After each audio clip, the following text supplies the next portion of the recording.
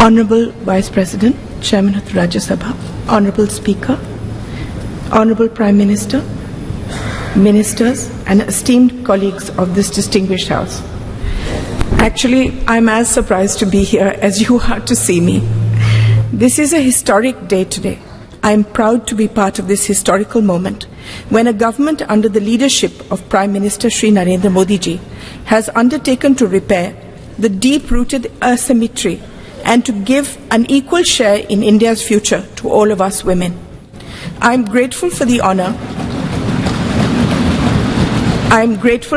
you have given me of speaking about my years in Parliament. We are going to a new building, and hopefully this grand edifice will reflect the aspirations of a new Bharat. Today, I have been entrusted with the responsibility of addressing this esteemed assembly as the most senior parliamentarian in the Lok Sabha. I entered Parliament at the age of 32, 9 years after the death of my husband. My debut was as Minister for Environment. Today, 35 years later, I have spent most of my adult life in this institution, and I have seen 7 Prime Ministers and the shaping of grand history. It has been an arduous, rocky road. I had several terms as an independent member and finally joined the Bharatiya Janata Party under Shri Atal Bihari Vajpayee ji's leadership in 2004. Since then, I have remained a proud member of the BJP as well as this august House. Being a member of Parliament is an immense responsibility, as it entails safeguarding the trust of lakhs of voters who elect us to be their voice. You are given power, but this power must always be used for their good. The job demands unwavering commitment, moral rectitude, and courage. Basically, it demands great love for your country and infinite kindness towards all. Each one of us gets this opportunity to make a difference, provided we sublimate our own ambitions and see ourselves only as vessels or bridges or protectors of all the beings that need us, the last person in India who believes himself forgotten. People who cannot navigate for themselves and appoint us as their helmsmen. I have tried to make the most of every minute to bring about change wherever I am, whether as Environment Minister, when many institutions and laws that safeguard us were passed, as Social Justice Minister setting up Alimco, which now looks after all the disabled in the country, Childline, which was regarded internationally as the best institution for looking after street children, stopping child labor in the carpet industry. You can change things wherever you are. For instance, in the opposition as a BJP member, as chairperson of the often ignored Assurances Committee, we changed the way people were experimented on by pharmaceutical companies. They were not paid or even asked before becoming guinea pigs. This was changed by us. During Atalji's time, we brought in the vital red and green dot on foods, allowing people to know whether they were eating vegetarian, non-vegetarian food. We repaired an institutional deception by food companies. No service, no job is too small that it should not be taken seriously. My happiest moment was being given the responsibility by the Prime Minister, who coined the phrase Beti Bachao, Beti Padhao.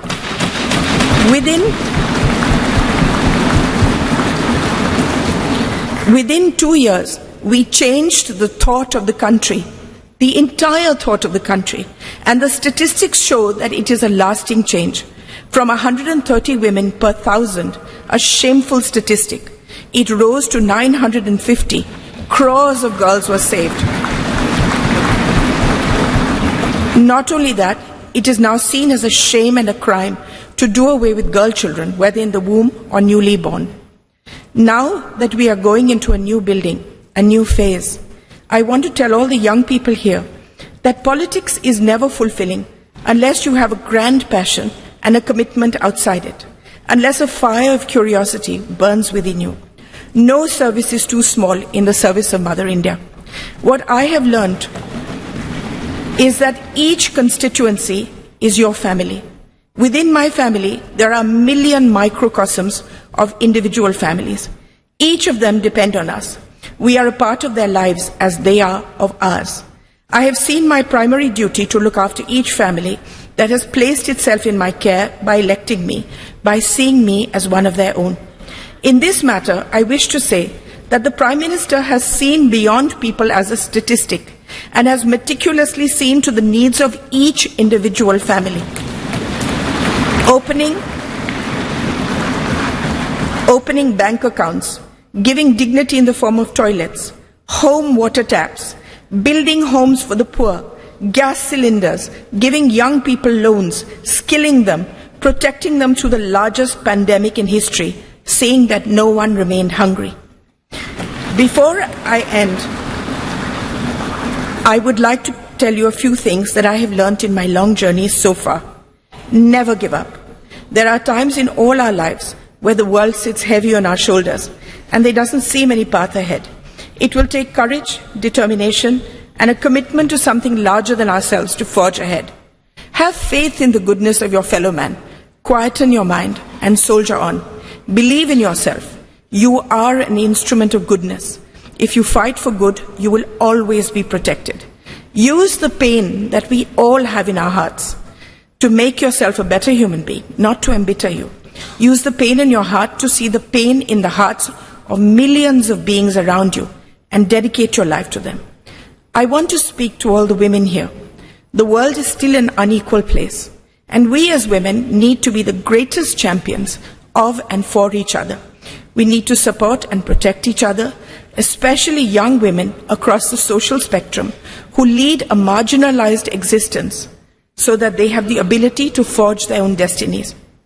There is no greater power in the world than the power of empathy and kindness, and this transforms the life of someone weaker than you. Kindness serves as its own reward. The greatest bank balance that we will ever possess is that of good deeds that we leave in our wake. That is the only legacy that will remain. My faith in God is unwavering. I see Him in everyone and everything. I see everything as sacred. I leave you with one thought. We are all part of one divine thread, and we are all connected, closer than we can imagine. Let us, irrespective of any differences we may have, wish happiness, protection, and on this holy day of Ganesh Chaturthi, a life free of obstacles for us and all our countrymen. Illuminate the lamp of goodness in our hearts. Jai Hind, Jai Bharat.